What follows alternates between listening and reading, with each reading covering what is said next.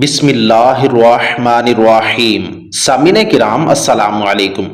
آج ہم اس مختصر سی ویڈیو میں آپ کی توجہ ایک ایسے قیمتی مضمون کی طرف دلانا چاہتے ہیں جس سے اکثر لوگ ناواقف ہیں۔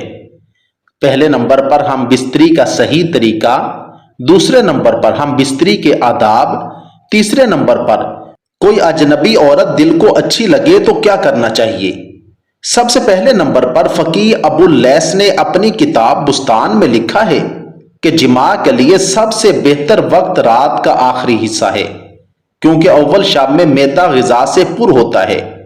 حضرت سیدہ عائشہ صدیقہ رضی اللہ تعالیٰ عنہ کے حوالے سے حضرت امام غزالی نے احیاء العلوم میں تحریر فرمایا ہے کہ آن حضرت صلی اللہ علیہ وآلہ وسلم جب آخری شب میں وتر پڑھ چکتے تھے تو اگر آپ کو اپنی ازواج کی حاجت ہوتی تو ان سے قربت فرماتے، ورنہ جائے نماز پر لیٹ جاتے، یہاں تک کہ حضرت بلال رضی اللہ تعالیٰ عنہ آپ کو نماز کی اطلاع دیتے۔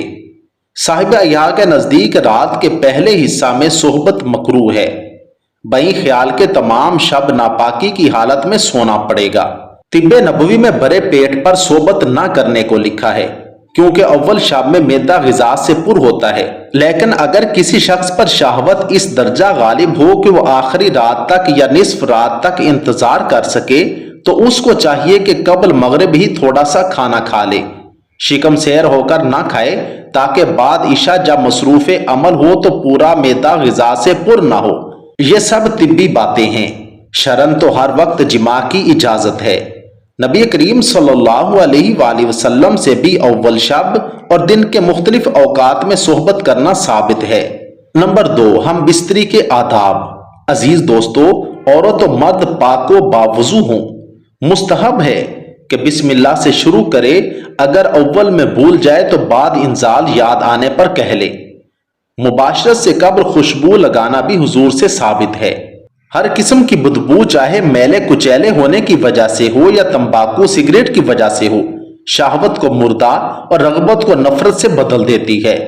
صحبت کے وقت قبلہ رخ نہ ہو، صحبت کے وقت بالکل برہنہ نہ ہو، مرد انزال کے بعد فوراً علیحدہ نہ ہو بلکہ ٹھہرا رہے یہاں تک کہ عورت کو بھی انزال ہو جائے۔ جب انزال ہونے لگے تو اس وقت کی دعا پڑھ لے۔ اگر اس جماع سے فرزند پیدا ہوا تو اس کو ہرگز شیطان ضرر نہ پہنچائے گا۔ اب سوال یہ پیدا ہوتا ہے کہ صحبت کرنے میں نیت کیا ہونی چاہیے۔ حضرت علی المرتضیٰ رضی اللہ تعالیٰ عنہ نے وصایا میں لکھا ہے کہ جب کبھی ارادہ مباشرت کا ہو تو اس نیت سے کیا کرے کہ زنا سے باز رہوں گا اور دل کی ادھر ادھر پٹکنے سے فراغت ہوگی اور اولاد نیک بخت ہوگی۔ اس نیت کے ساتھ صحبت کرنے میں ثواب ہے، اور کسی اجنبی عورت کو دیکھ کر اپنی بیوی سے صحبت کرنا دل کی طہارت کا سبب ہے۔ صاحب احیاء نے لکھا ہے کہ حضرت جنید بغدادی رحمۃ اللہ علیہ فرمایا کرتے تھے کہ مجھ کو جماع کی حاجت ایسی ہی ہے جیسے غذا کی، غرضے کے حقیقت میں بیوی غذا اور دل کی طہارت کا سبب ہے۔